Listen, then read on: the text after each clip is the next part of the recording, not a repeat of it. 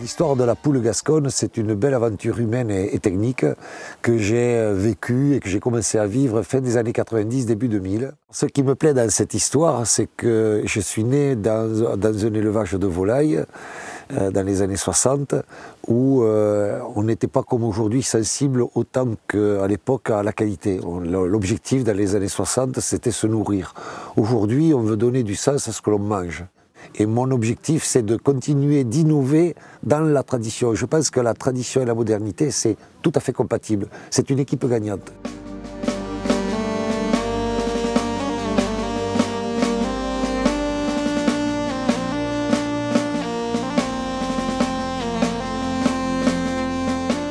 Maintenant, ça fait 30 ans à peu près que je suis dans la volaille de Noël, dans la volaille festive. Et ce que je souhaite, moi, pour l'avenir, c'est d'arriver à transmettre l'expérience que j'ai acquise, soit au niveau de l'élevage, soit au niveau de la transformation, soit au niveau de la vente, soit au niveau de la promotion. J'ai hérité de l'expérience de mes parents, des anciens, de la coopérative, et c'est à mon tour de transmettre et de permettre aux jeunes de profiter de notre expérience. Il faut qu'on fasse profiter aux jeunes de la ville notre savoir-faire et nos traditions, mais en apportant la modernité des techniques, de la technologie, de la communication, la rigueur sanitaire, bien sûr, puisqu'il faut garantir autant en biosécurité pour l'élevage que sur le plan sanitaire, pour la sécurité alimentaire et le bien-être animal, qui est très important aujourd'hui.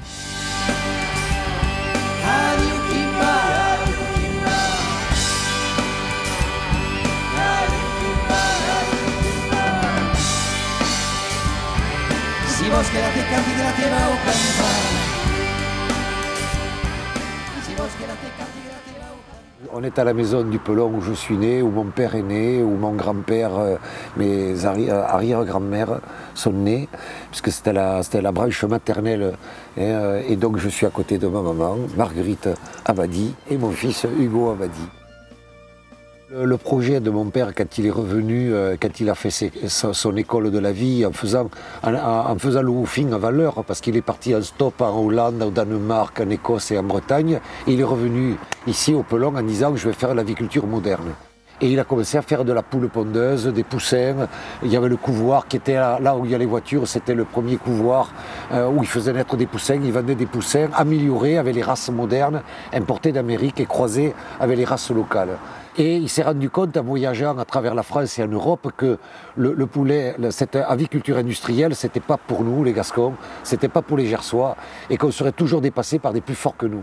Et qu'on s'éloignait du goût et de la qualité, qu'on devenait moins et moins fiers de ce qu'on faisait. Du coup, il s'est dit, il faut faire le label. Et c'est comme ça que moi, je suis arrivé étudiant, j'ai voulu faire d'abord, quand j'étais gamin, je me suis dit, ça c'est génial. J'ai dit, moi je veux faire PDG, paysan du Gers. Du coup, j'ai fait des études agricoles pour ça. C'est comme ça qu'en 89, j'ai commencé à proposer une partie des chapons, parce qu'on élevait 8000 chapons, 2500 dindes, et j'ai vendu à Noël 89 2000 chapons et 500 dindes. J'avais baptisé Ferme Gasconne du Pelon.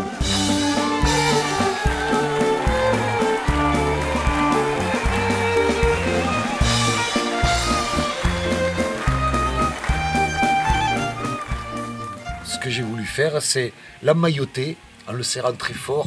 Ça va faire pénétrer les graisses, parce qu'en plus ça apporte le moelleux. Aujourd'hui, non seulement c'est beau, mais en plus ça apporte une saveur, parce que ça fait répartir les graisses, ça les fait pénétrer dans la chair. Et ça va l'aider à maturer, la viande. C'est la seule volaille, en la plumant à sec, en l'emmaillotant, qui permet de maturer jusqu'à 4 semaines. Et là je le serre très fort, parce que c'est très important qu'il soit bien serré.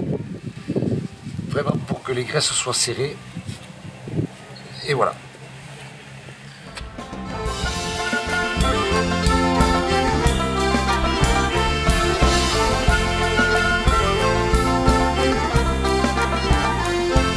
Je vous amène ici parce que ce chêne, d'abord c'est un bel arbre, remarquable.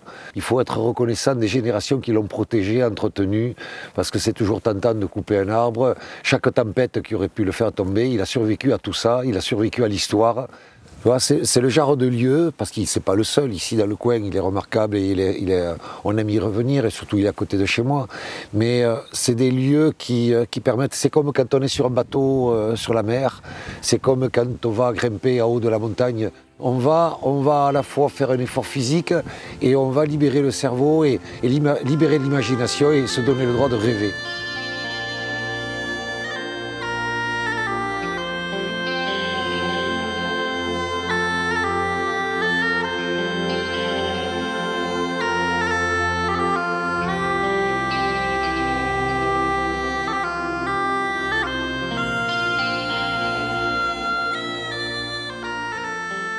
On a une cuisine simple en Gascogne parce qu'elle n'est pas compliquée et que le produit doit être excellent au départ.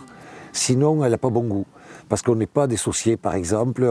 Il y a des cultures gastronomiques extraordinaires avec des sauces, etc. Nous, on ne sait pas faire.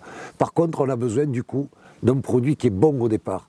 Et ça me fait plaisir quand je vois mes fils et leurs copains et copines, quand ils viennent à la maison et qu'on sort du chapon, qu'on sort un bon vin, qu'on sort un foie gras, un pâté, et ils vont l'apprécier pour le goût qu'elle a. Si au moins c'est ça qui est gagné, mais là j'aurais réussi quelque chose de transmettre ce savoir-faire et ce goût du bon produit, authentique, et là où on ne peut pas tricher. Il est bon, il n'est pas bon. S'il est bon, c'est qu'on a réussi. Et c'est ça qui me fait plaisir.